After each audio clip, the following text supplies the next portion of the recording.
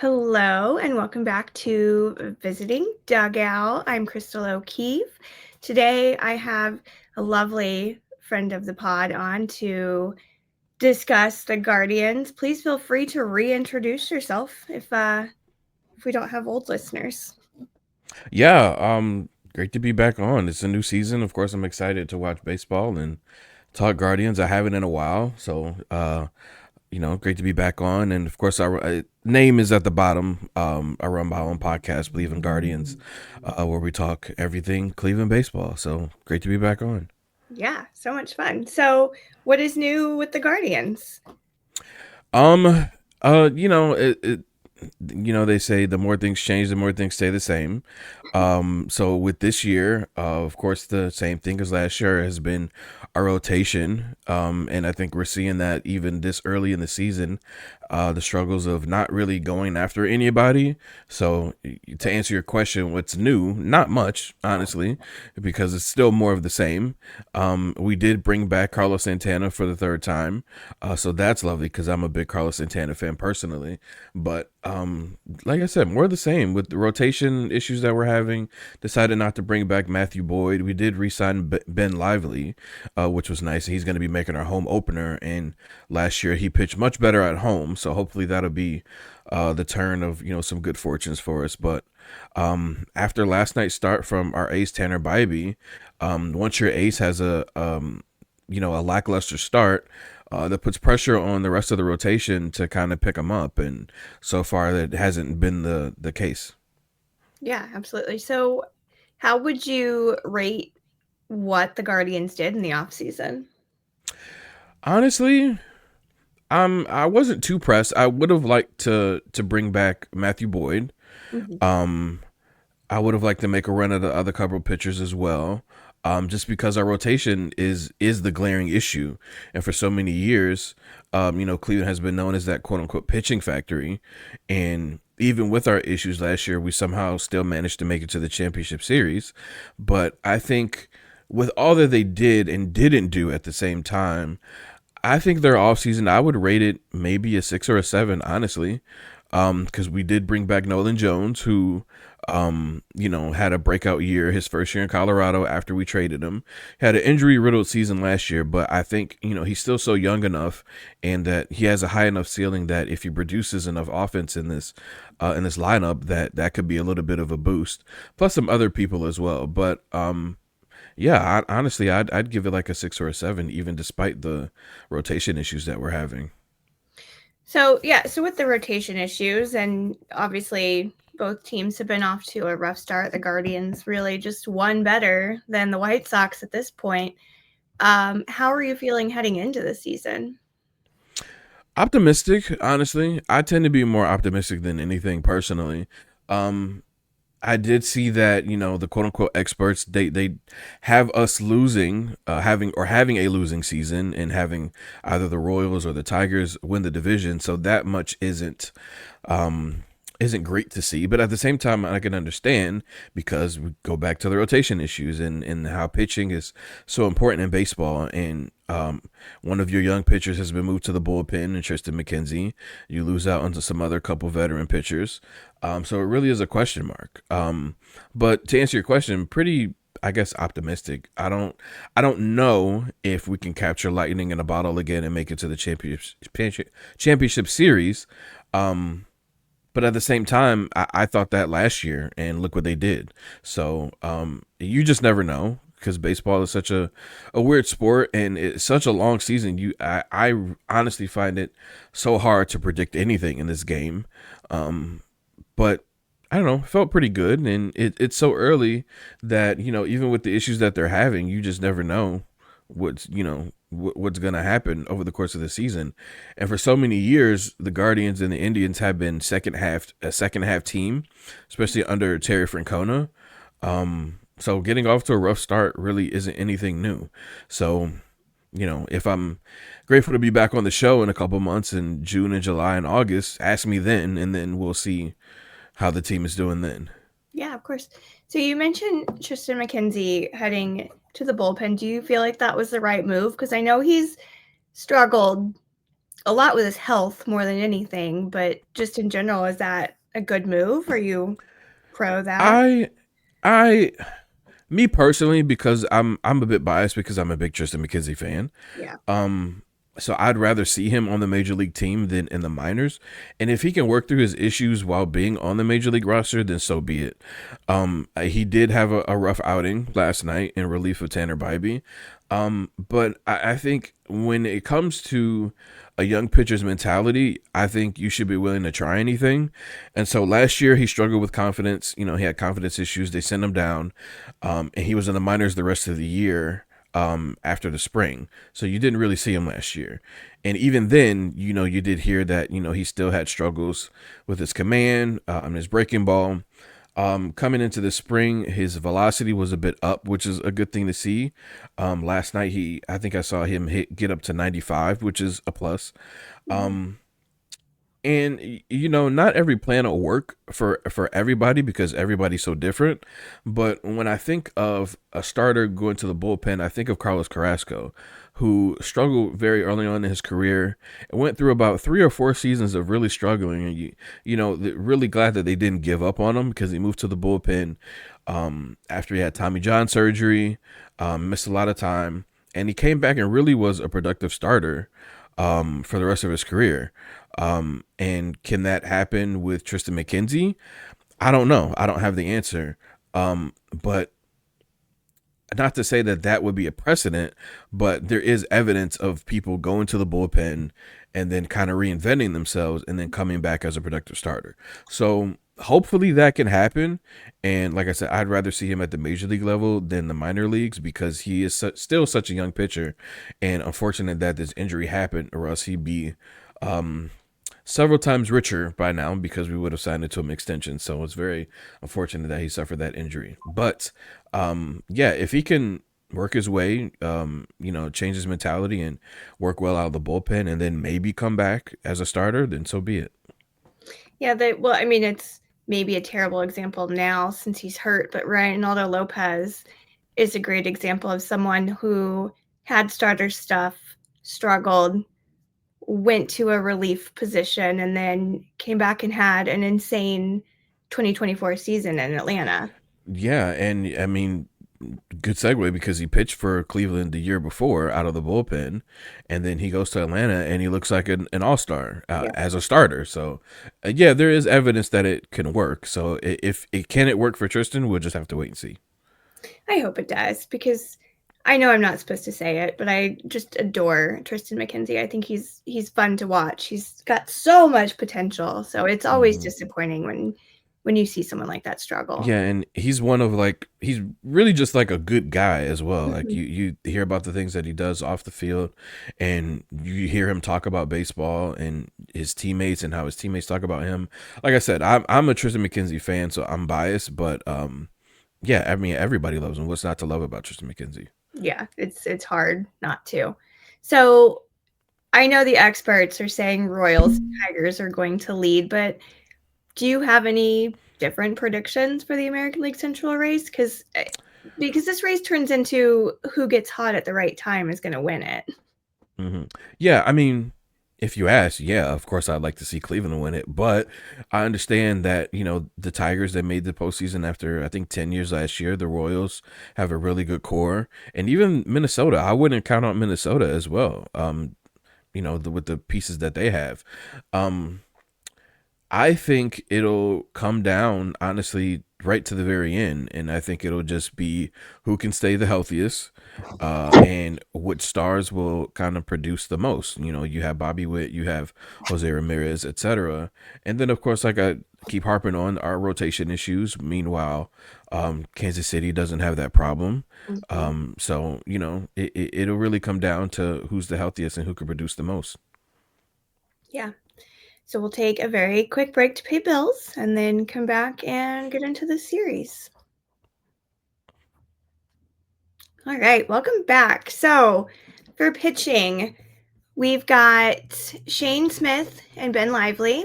We've got Sean Burke with Logan Allen. And then I know the third day is Jonathan Cannon. When I looked just before we started recording, there was not a third day pitcher for the Guardians yet, but what can you tell us about what the White Sox will see? Um, Not a lot of velocity, honestly. It'll be more command with Lively and Allen.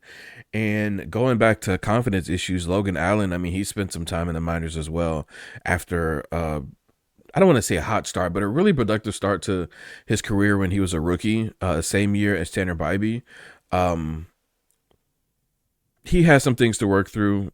He's the only lefty in our rotation as well. But you'll see a lot of more command than the velocity, a lot of breaking balls and trying to pinpoint, where they're gonna go with their pitches. So, um, I mean, I have confidence in them. Don't get me wrong, but it's not a Tanner Bybee start, so we'll see. No, that's fair.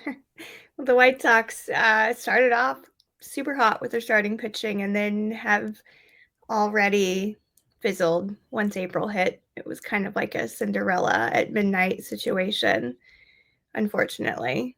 So Yeah, we'll see how that actually ends up. And Jonathan Cannon, unfortunately, has been getting just beaten down at every angle when he's on the mound. yeah, and even like one of the people we signed, Luis Ortiz, um, the thing about him last year was his ERA, and then coming into the spring, he had a rough spring. ERA I think was over 5, and then you kind of tell yourself like, okay, well it's only the spring, he'll kind of work through it, and so far he hasn't. So it's like, okay, so are we gonna? Is this yet another pitcher that we're gonna have problems with once every 5 days, or can he turn it around like we hope he will?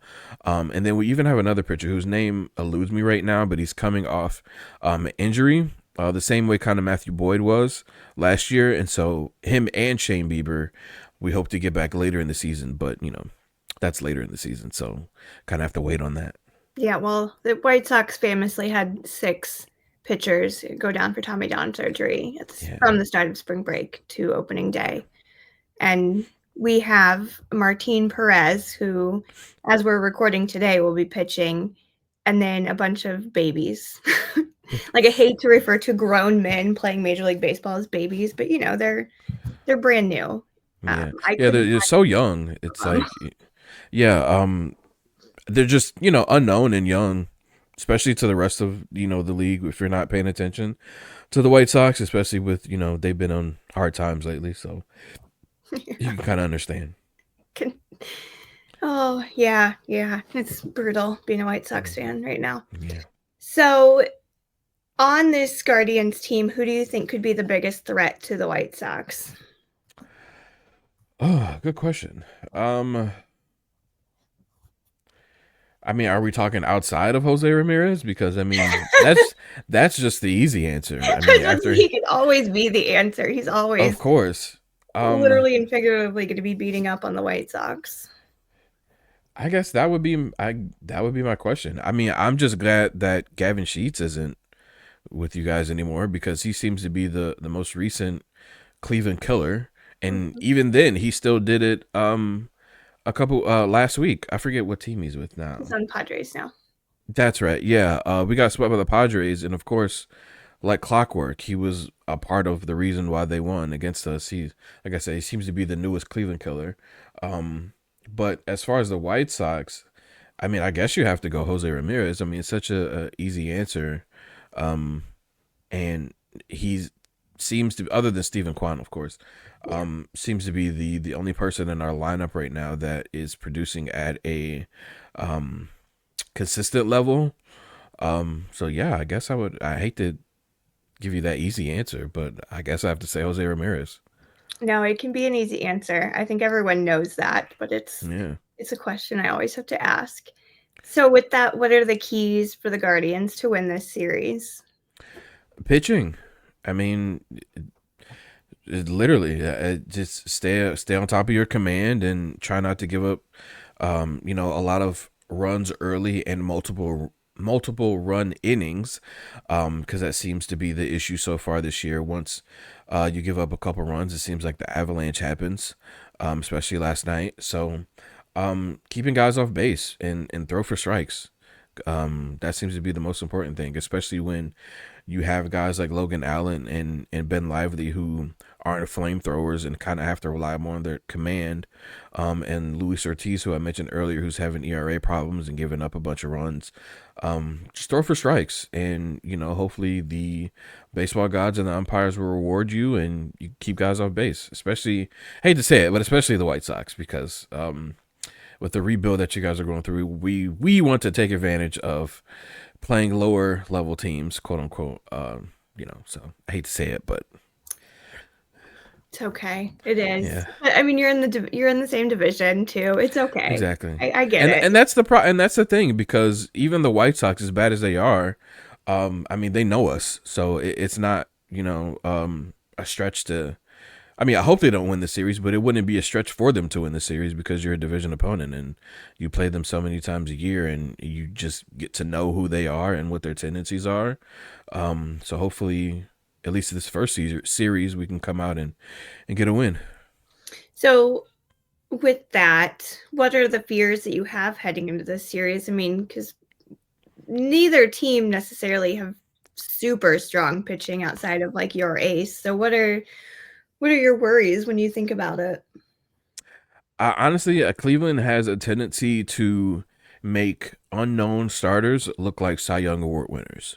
So hopefully that doesn't happen this series, and hopefully, just like the little mistakes. So, like I said, giving up the long ball, giving up multiple runs. Hopefully you can limit it to one or two if you do give up a run, and just try to keep guys off base so that there's not this avalanche of offense that you now have to battle back from when you don't have great enough pitching to keep guys off base. So honestly, I'd say that, because you would think going into it, okay, Cleveland has the advantage, they're the better team, but then as it plays out, if you don't execute, then it could be a lopsided victory, and Chicago could take the series, especially with this being your home opener. You want to start the season strong in front of the home fans and the new renovations that we have. And I mean, it's going to be cold, so that sucks, but you want to start the season strong. Don't you love April baseball in the Midwest? I love it. So it's snow and 30-degree weather and people wearing ski masks while trying to play baseball. It's lovely. But it's funny. I'm heading to New York in less than 2 weeks at this point, and I was like, well, while we're there, we should probably go to a Mets game, and like their giveaway, one of the nights they're home is like a big hoodie, and I was like, that's smart. I mean, You're gonna need it. The White Sox, their opening day was this like really nice, really big fleece blanket for like celebrating 125 years, and I was like, that's brilliant. That's how you actually get people in the stands, by giving them this massive blanket, because it's the end of March. We're lucky Yeah. it didn't snow. Honestly, and we lucked out because we started the season in Kansas City, which, I mean, they get cold too, but the opening day was nearly 80 degrees for the high. And then, of course, we go on the west coast of San Diego, where there's always good weather. And you would have hoped that with a couple weeks into April that there, at least the 50s maybe, but nope, it's still 32 degrees, still freezing, so that's lovely. Or it's raining and you are in tornado season. Yeah, today's Sunday. There was snow in the forecast, Yeah. so hopefully we don't get it, but it wouldn't be a stretch to get it. It's really not opening your opening series without snow. Yeah, it's just Midwest baseball, Midwest and Colorado, and you just never know what you're gonna get. I remember it's been a few years now since they stopped doing it, but the couple who used to do the schedule, they would just sit there. It was just this couple, and they would sit there and they would do the entire Major League Baseball schedule, and it always worked out for the best. And you weren't in these cold climates for opening day.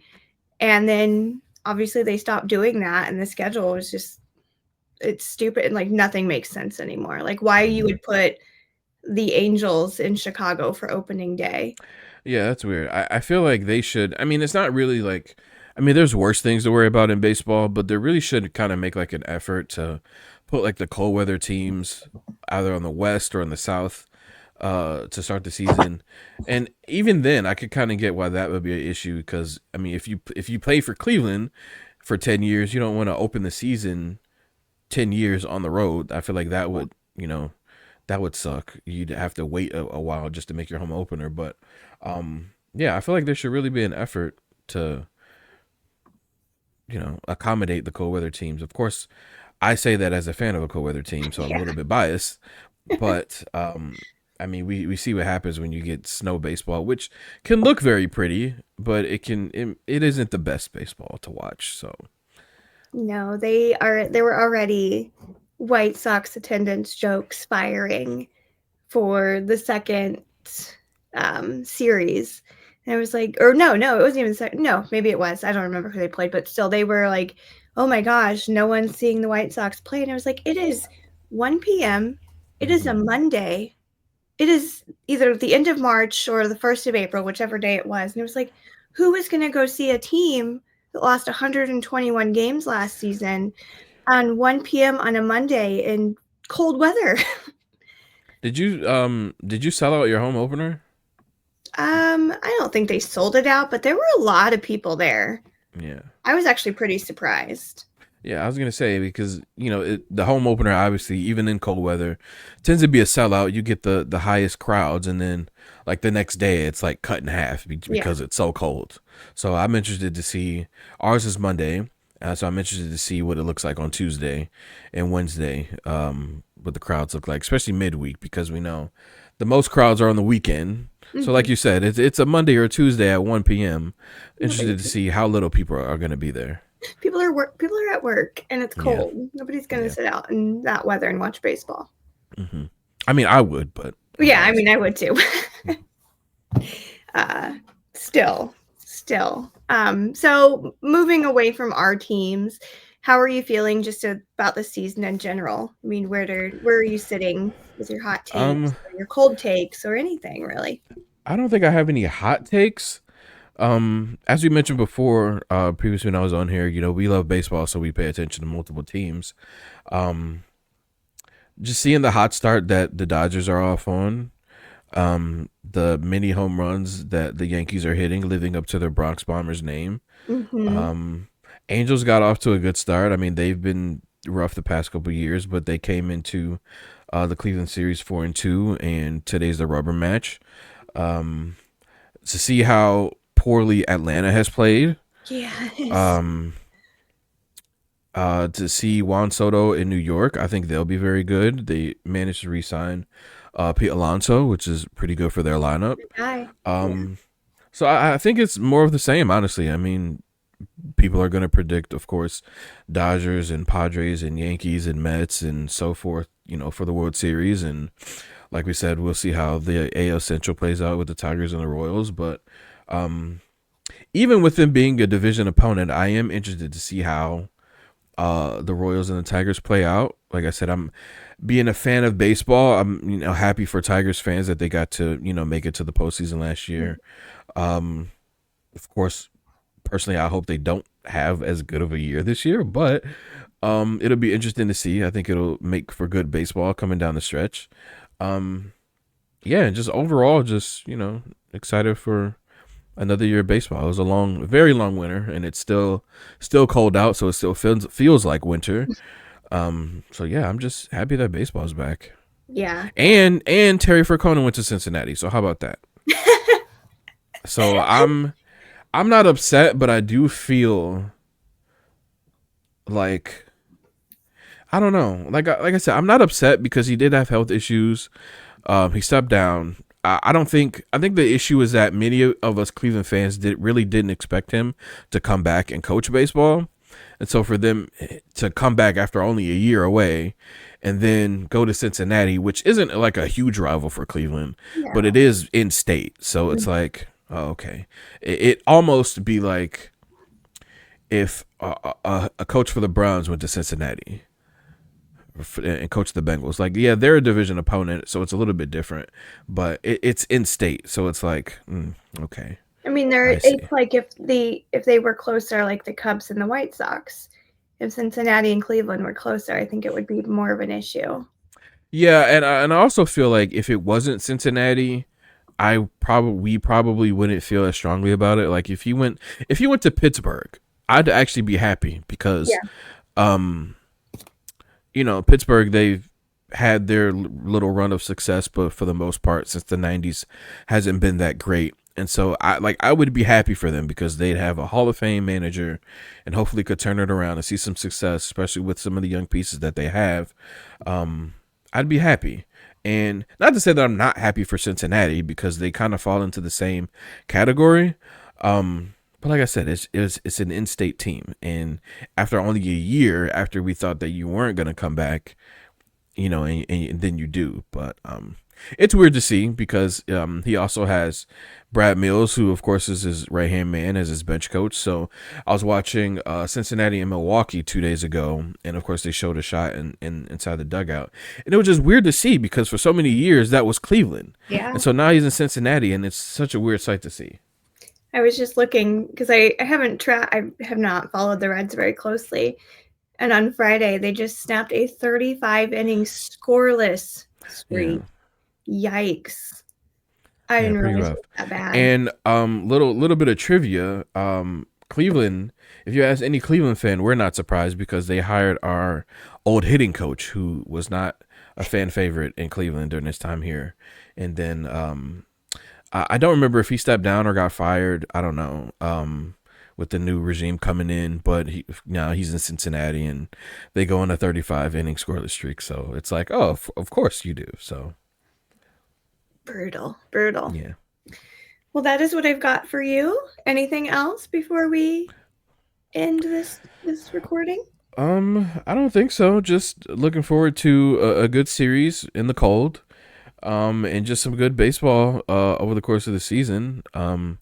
Hopefully, Cleveland and maybe Chicago can play spoils to some of the predictions that people have with the division and just throughout baseball in general. But like I said, I'm just happy baseball is back, so Yeah. I will be watching as much as I can.